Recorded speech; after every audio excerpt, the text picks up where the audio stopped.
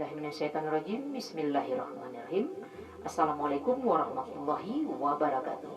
Apa kabar bapak-bapak dan ibu-ibu semua, beserta saudara-saudariku seiman seagama di seluruh Nusantara, juga anak-anakku semua.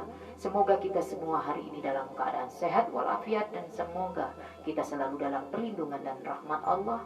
Berusahalah untuk tetap berprasangka baik kepada Allah dan kepada siapapun juga, agar hidup kita ke depannya lebih baik lagi. Sebelum kita masuk tema hari ini, silakan bagi saudara-saudariku yang berkenan tekan tombol subscribe-nya. Bisa dilihat dari channel Bunda Rahma. Mudah-mudahan banyak melihat video ceramah motivasi saya yang selanjutnya, juga lagu-lagu religi dan lagu-lagu motivasi. Semoga syairnya bisa menginspirasi kita semua agar bisa hidup lebih baik lagi. Oke? 7 hal yang tidak disadari yang membuat orang jadi mudah untuk tidak bersyukur kepada Allah. Jadi sini kita berusaha 7 hal yang tidak disadari yang membuat kita jadi kurang bersyukur. Yang pertama, membandingkan diri dengan orang lain. Ini banyak sekali kita melihat fenomenanya di sekitar kita, dan mungkin kita sendiri termasuk salah satunya. Orang yang kurang bersyukur adalah orang yang selalu membandingkan diri dengan orang lain.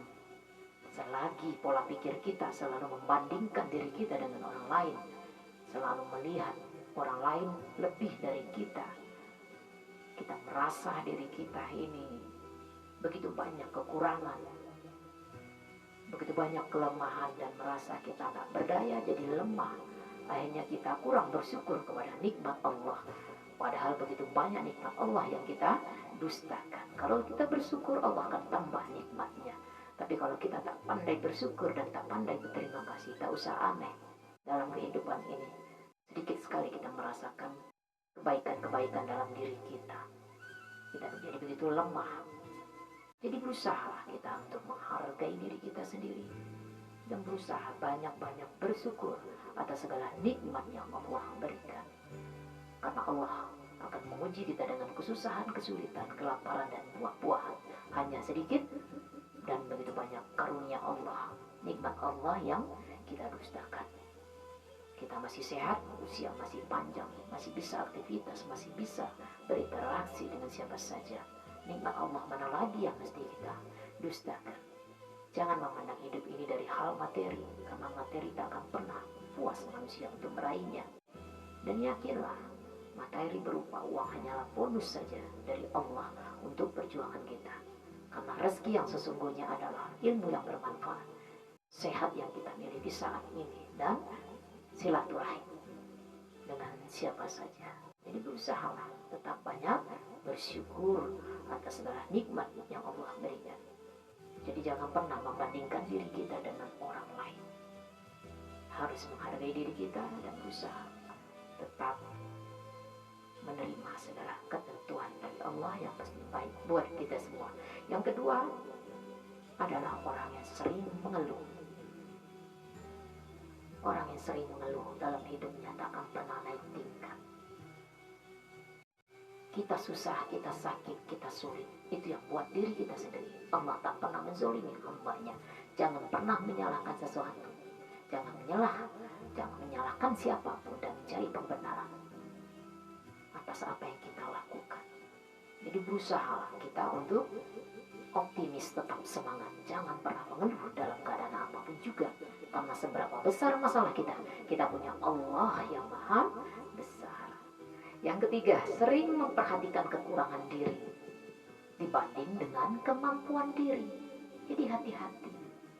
Boleh kita introspeksi diri, menggali diri kita lewat melihat kekurangan kita. Tapi kita juga harus menghargai diri kita, karena diri kita adalah berharga.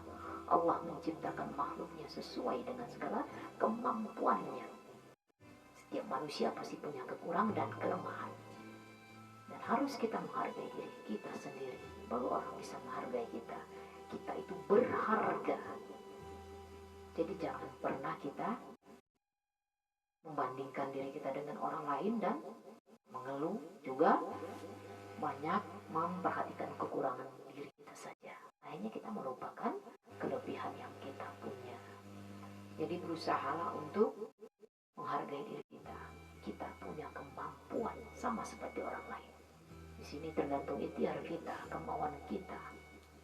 Di mana ada kemauan pasti ada jalan. Jadi jangan pernah melemah-lemahkan diri dalam menghadapi ujian hidup. Yang keempat, selalu berjuang dan susah sendirian. Banyak sekali kita lihat orang berjuang sendiri, akhirnya merasakan susahnya juga sendiri. Karena dalam hidup ini kita tak bisa hidup sendiri. Kita harus bisa bersosialisasi, berinteraksi, harus bisa berbaur dengan orang lain. Kita tak bisa hidup sendiri. Jadi kalau kita berjuang sendiri, kita pun akan mengalami kesusahan sendiri. Jadi berusaha kita untuk menjalin kerjasama dengan siapa saja. Berusaha kita untuk berbagi ilmu, saling menolong satu sama lain, saling memahami satu sama lain. Insya Allah, kalau kita sudah bisa mensosialisasikan diri kita dengan lingkungan kita, dengan orang lain, mudah-mudahan kita akan lebih mudah menjalani kehidupan ini. Walau tak mudah, kita berusaha untuk tetap berjuang di jalan Allah. Dan yang kelima, melihat kejadian-kejadian sekarang ini dengan sangat pesimis sekali. Hati-hati, ucapan adalah doa, dan Allah ingin melihat perjuangan kita. Perjuangan akan menentukan hasil. Jadi kalau sesuatu perjuangan yang besar, hasilnya pun akan besar. Karena perjuangan tak akan mungkin mengkhianati hasilnya. Jadi jangan kita selalu pesimis menghadapi apapun juga. Tetap optimis. Dan itu harus dimulai dari banyak berprasangka baik kepada siapapun juga. Berpikirlah yang baik. Jaga hati, jaga sikap kita, jaga lisan kita dengan siapa saja. Insya Allah kita akan lebih mudah menghadapi ujian-ujian hidup ini. Jangan mempersulit diri kita sendiri karena kita banyak keterbatasan dengan ilmu. Jadi berusaha mencari ilmu, menuntut ilmu sampai ke liang lahat. Mudah-mudahan kita semua termasuk golongan orang-orang yang beruntung, selalu menjadikan pembelajaran dari segala ujian hidup kita. Maka yang keenamnya, merasa lebih banyak kehilangan daripada menerima. Hati-hati, jangan merasa banyak kehilangan, jadi melupakan kita itu banyak sekali menerima karunia yang Allah berikan kepada kita. Allah akan mencukupkan segala kebutuhan hamba-hambanya. Itu janji Allah, dan itu kita bisa rasakan langsung. Nikmat sehat, nikmat iman, nikmat Islam. Nafas yang diberikan masih gratis. Sementara keluarga kita, saudara kita, ada yang di rumah sakit, harus membeli oksigen agar bisa tetap hidup. Nah, kita masih bisa gratis. Jadi harus berusaha tetap prasangka baik. Begitu banyak kita menerima dari nikmat Allah. Makanya kalau kita bersyukur, insya Allah akan lebih mudahkan jalan rezeki kita. Dan yang terakhir, sering berlarut-larut dalam penyesalan. Jangan lebay, jangan mendramatisir masalah. Kalau bisa dipermudah, kenapa dipersulit? Mudahkan urusan kita. Orang yang paling mengenal diri kita adalah diri kita sendiri. Orang yang paling tahu apa potensi kita, kita sendiri. Jadi berusahalah kenal diri, kenal sejarah. Baru kita bisa mengenal Allah. Jadi berusaha kita di sini untuk jangan larut dalam kondisi apapun juga. Tetap optimis, semangat menjalani apapun ujian hidup kita. Tak ada yang perlu disesali dalam kehidupan ini. Yang ada juga harus diperbaiki. Makanya banyak-banyaklah bertafakur. Karena setiap ujian kita banyak hikmah, banyak pembelajaran. Belajar dari pengalaman. Jangan sampai melakukan kesalahan berkali-kali. Berusaha kita untuk bisa legowo, menerima apapun kondisi kita saat ini. Oke, mungkin itu yang bisa saya sampaikan. 7 hal yang tidak disadari yang membuat orang jadi kurang bersyukur. Semoga kita termasuk orang-orang yang pandai bersyukur atas segala nikmat dari Allah. Mohon maaf, banyak kekurangan, banyak keterbatasan dari materi yang saya sampaikan. Intinya saya berusaha untuk tetap bisa berbagi dengan siapapun juga. walau hanya lewat ilmu saja. Dan semoga apapun yang saya sampaikan bermanfaat buat kita semua, dan terutama buat diri saya sendiri. Karena apapun yang saya sampaikan akan kembali kepada diri saya sendiri. Begitu juga dengan kita semua. Segala hal kebaikan atau keburukan akan kembali kepada diri kita sendiri. Makanya kalau kita sudah tahu ilmunya, akan sangat takut kita untuk melakukan dosa, melakukan kesalahan yang terus kita lakukan. Jadi berusaha untuk memperbaiki diri lebih baik.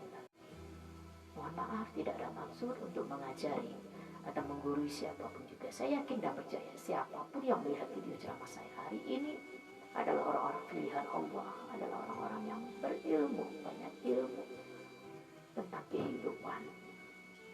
Tetaplah berbagi dalam kebaikan. Walaupun orang belum bisa menerima segala kebaikan yang kita berikan, tak mengapa, tak menyusulkan rasa semangat kita untuk tetap berbagi. Insya Allah, saya mohon maaf mungkin banyak keterbatasan dalam penyampaian. Tapi yakinlah segala kebenaran pasti milik Allah, segala kebenaran pasti datang dari Allah. Kalau ada kekurangan dari lisan dan sikap saya, itu karena saya masih manusia yang harus banyak-banyak belajar. Kita adalah manusia biasa yang pasti tak pernah luput dari salah, hilang, lupa dan dosa. Tapi kita berusaha untuk tetap memperbaiki diri kita lebih baik lagi. Salam saya buat keluarga bapak-bapak dan ibu semua. Semoga kita semua selalu dalam perlindungan dan rahmat Allah. Tetaplah berusaha berpikir yang baik-baik saja, berbicara yang baik-baik saja, dan ajak orang ke jalan yang baik. Insya Allah kehidupan kita ke depannya lebih mudah kita menjalaninya, asal kita selalu bergantung kepada Al-Quran dan As-Sunnah. Insya Allah hidup kita selalu dalam tuntunan Al-Quran. Insya Allah berbanyak baca Al-Qurannya, sholat tahajudnya, zikirnya, istighfarnya, banyak-banyak ingat kematian.